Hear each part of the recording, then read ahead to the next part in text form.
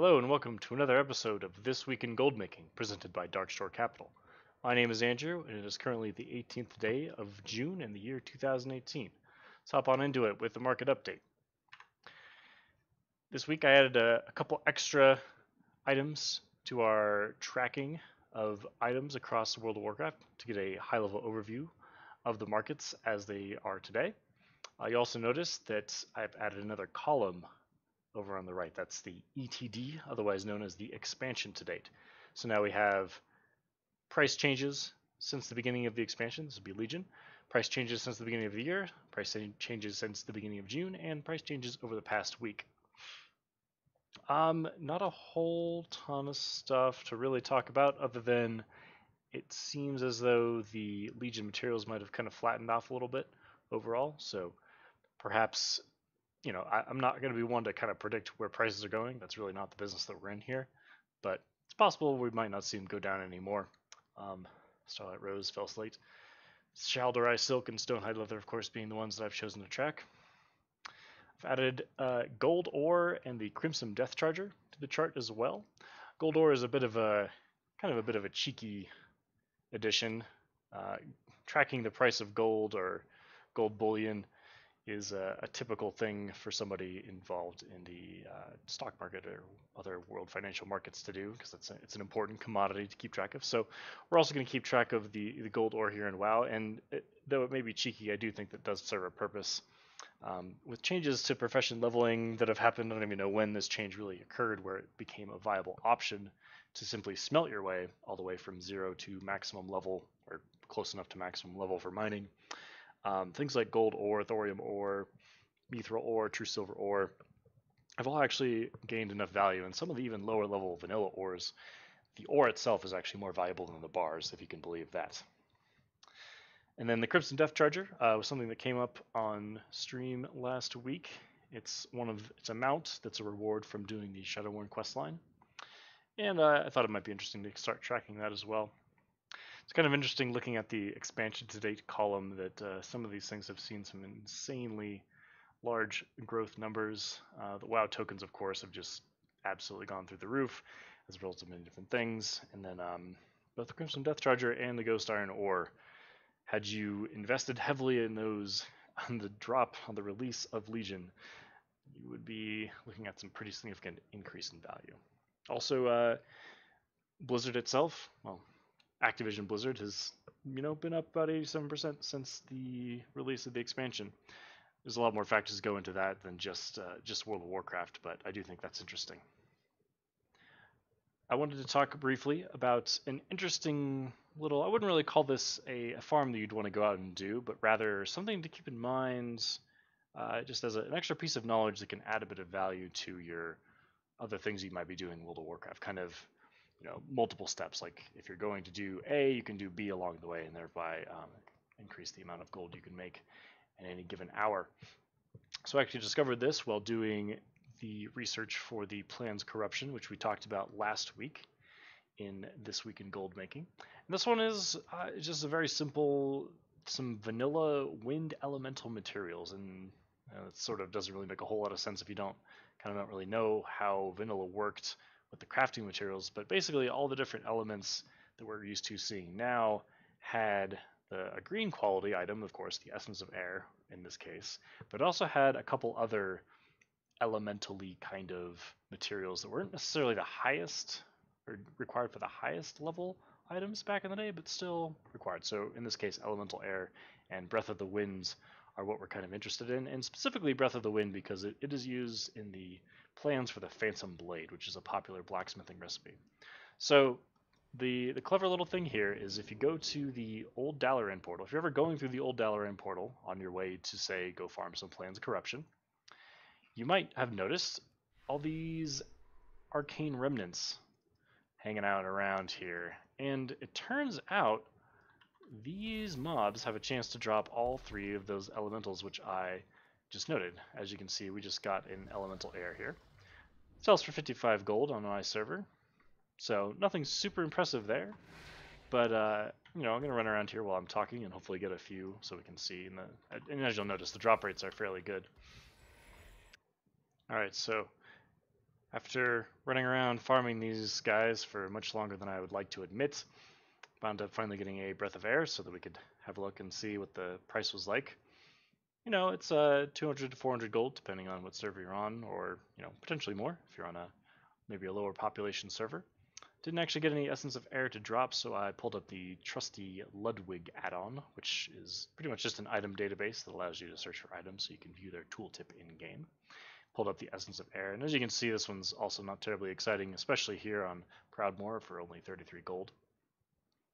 But I guess really kind of the point I wanted to get across with this segment was not that I discovered this amazing farm that's easily accessible from New Dalaran, but rather that trying to find these locations that you know about and that are en route to somewhere else, or that you can use to add on to another thing you're already going to be doing, right? Like, so I was going to go farm some Plans Corruption, and this happened to be on the way, and I could, kill a couple and maybe get a Breath of the Wind here and there, and having spent, maybe a couple extra minutes, maybe saved a little bit of gold in the long run. So it's not certainly nothing game breaking, certainly nothing that's earth shattering, but I did want to bring it up and maybe spark some discussion about it. So let me know what you think, and maybe we'll find some other more exciting ones of these in the future. Not too much news happening in the world of gold baking this week. The one big item I wanted to talk about was a stealth nerf that happened to the item called Testament of the Valorous. This is actually an item I had no idea even existed until the nerf occurred and it was brought to my attention on Twitter. So the item itself comes from completing Mythic Trial of Valor with 0 deaths across the board. No one in your raid can die throughout the entire instance. And upon completing it, you'll get this item, Testament of the Valorous, mailed to you. And before this stealth nerf, it was able to be traded. It functioned very similarly to the Void Shrouded Satchel, if you are familiar with that. It's a bag you could get from Warlords of Draenor or Garrison missions that, when opened, would give you an heirloom. Similar to that, you could not post them on the auction house. Kind of also like rogue lock boxes, but if you find the right buyer, you could just sell it to them directly. Now, it sounds like some individuals who are acquiring this item, which is very pricey. I don't have any exact numbers on it. If anyone does actually know of any transactions that occurred and could get a price point on this, I'd be very curious. I have to imagine it was fairly pricey, though. Would not surprise me if it was in the millions. Some people might have kind of lucked out, and if you had these stored in a guild bank, you were sort of immune to the nerf. Obviously, you're not going to be able to acquire any more now that they're buying on pickup, but having an item in a guild bank allows anyone in the guild to retrieve it from the guild bank, assuming they have appropriate permissions. So that brings up an interesting point and a bit of a opinion section to discuss on this. Should Blizzard have done this? My opinion is very firmly in the no camp. I think that it's incredibly deceptive to players to have something like this in the game for so long, over a year, and just all of a sudden, without any warning whatsoever, change it. I'm sure Blizzard isn't ignorant to the amount of gold that was getting exchanged for these items, and making that amount of gold disappear from somebody's net worth that's kind of a scummy move. Should it have been this way in the first place? Obviously not, since they reverted it, but how are we supposed to know? How is anyone supposed to know? I think it's completely reasonable to assume that if you receive an item in the game and it is able to be traded to others, then that's how it should be intended. Unless someone from Blizzard comes out and says, no, this is not how we intended it, we're going to change it immediately, then I think it's fair game. That said, savvy players will probably have noticed that this type of thing probably should have been bind on pickup from the beginning. I think that's also kind of a fair assumption to make. And in these cases, I did want to bring this up, the guild bank thing. If this type of situation ever occurs again in the future, which I'm sure it will, storing your items, such as the Testament of the Valorous, in a guild bank will, help potentially keep you from getting burned too hard in the future. Since any of these items still in a guild bank are still available for sale. So I'd love to hear what anyone else thinks about that. For me, I think it's pretty clear, cut, and dry, but I'm, of course, always willing to hear other opinions and hear what other people think. One way to keep up and keep a competitive edge on gold making is to see what others are doing and glean some information, learn what's going on, what's out there. And two videos that I just wanted to talk about briefly from the past week. One from Student Albatroz, which is actually a bit of a series that he's doing just regarding stockpiling materials, resources, battle pets, all kinds of stuff for Battle for Azeroth. Students' videos are typically pretty straightforward. There's not a whole lot of embellishment on them, so it's really kind of all about the content with him. And for me personally, at least, I find it just very interesting to see what other people are stocking up on for the next expansion. And Student's a very accomplished farmer and knows this type of stuff fairly well, so I think that it's smart to take a look at what he's doing and kind of go from there with it. The rest is up to you. The other video I wanted to mention was one that Bregvids put out. It was titled Goldmaking Should Be Fun.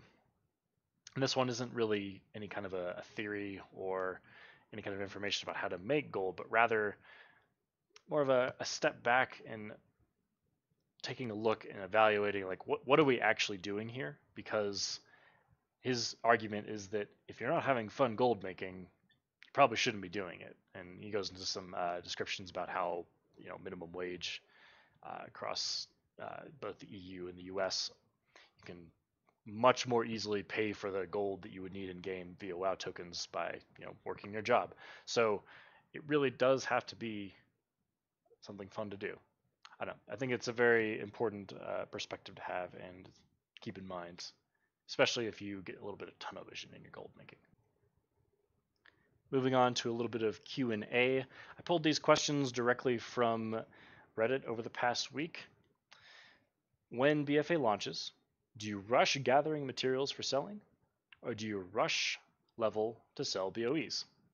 I think what this person is trying to ask is it going to be more profitable to gather materials, or is it going to be more profitable to get to maximum level so you can sell BOEs like last expansion? And by last expansion, of course, I mean Legion. My answer to this is probably pretty vague. It's going to just kind of depend on how things hash out. If you really do care about making the most gold per hour at the beginning of an expansion, you're just going to have to sit down and do the research. You're going to have to watch the markets. You're going to have to see what's selling for what and do what's most profitable. It shouldn't come to any surprises anyone, but doing this complicated thing takes work. So do the work. Next question. Should I bother covering all professions, or should I stack professions on multiple tunes? Personal preference. I think it's fun and interesting to have multiple different professions because you can change it up. If you don't feel like just crafting Jarge peculiar energy sources today, you can go and do some leatherworking transmog crafting and do that, and that might be a little more interesting than just doing engineering stuff. So personal preference, I would go for all professions, or as many professions as you can feasibly keep a handle on with the amount of time you play. And last question, is there a way to create a twink for boosting 15 to 60 dungeons? No, that's silly, it doesn't make any sense.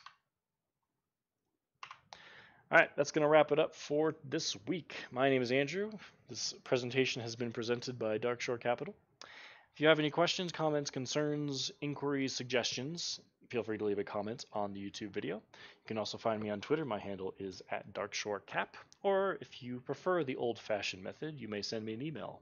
darkshorecapital@gmail.com is where you should direct those. Thank you very much for watching, and we'll see you next week.